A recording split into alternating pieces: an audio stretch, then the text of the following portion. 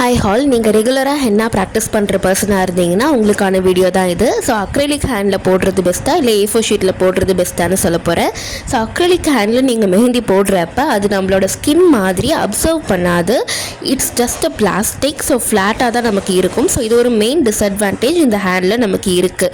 இதுவே நீங்கள் A4 ஷீட்டில் போட்டிங்கன்னா அது நல்லா அப்சர்வ் பண்ணும். நம்மளோட ஸ்கின் எப்படி மெஹந்தியை அப்சர்வ் பண்ணுதோ அதே மாதிரி அந்த A4 ஷீட் இல்லை பேப்பர் நம்மளோட ஹென்னாவை நல்லா அப்சர்வ் பண்ணும். ஸோ இதில் ப்ராக்டிஸ் பண்ணிவிட்டு நீங்கள் ரியல் ஹேண்டில் போய் போடும்போது உங்களுக்கு ரொம்பவே ஈஸியாக இருக்கும். அண்ட் ஒரு ஃபுல் A4 ஷீட்டை அப்படியே எடுத்து போடாமல் நான் ஃபோல்ட் பண்ணுற மாதிரி ஃபோல்ட் பண்ணிவிட்டு போடுங்க. ஜஸ்ட்டு ரைட் சைடு ஒரு ஃபோல்ட் அண்ட் லெஃப்ட் சைடு ஒரு ஃபோல்டு பண்ணிங்கன்னா உங்களுக்கு ஈக்குவல் பார்ட்ஸாக பிரிஞ்சிடும். ஸோ இதுலேயே நீங்கள் அந்த 3 பக்கமே திருப்பி மெஹந்தி போடலாம். ஸோ இந்த அளவு உங்களுக்கு கிடைச்சிரும். ஸோ இதோட ஓவரால் சைஸ் நம்மளோட கையளவு தான் இருக்கும்.